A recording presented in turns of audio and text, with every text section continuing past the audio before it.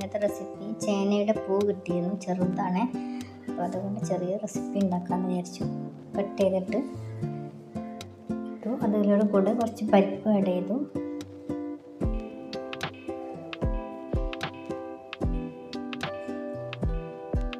പാകത്തിന് ഉപ്പ് ചേർത്ത് മഞ്ഞൾപ്പൊടിയും ചേർത്ത്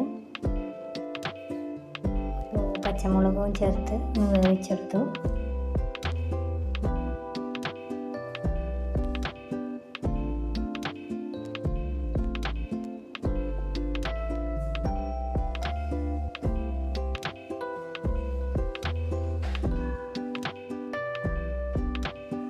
ഇപ്പോൾ ഏകദേശം വെന്ത് തുടങ്ങിയിട്ടുണ്ട്.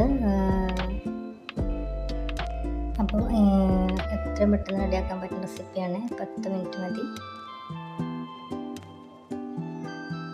വെന്ത് കിട്ടിയിട്ടുണ്ട്. ഇനി അതിലേക്ക് വറവിടാൻ നോക്കാം. അതിന് വേണ്ടിയിട്ട് ചെറിയ ഉള്ളി വേണം, കടുക് വേണം, കറിവേപ്പില റെഡിയാക്കി വെക്കുക. എന്നിട്ട് പാൻ ചൂടായതിന് ശേഷം ഓയിൽ ഒഴിച്ച് കൊടുക്കുക.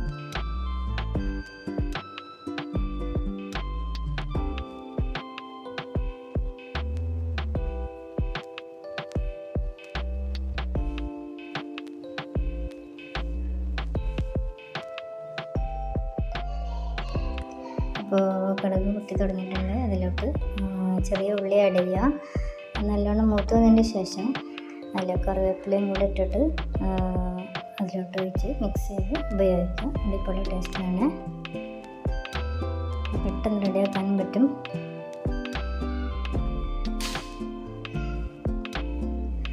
Okay, thank you for watching video.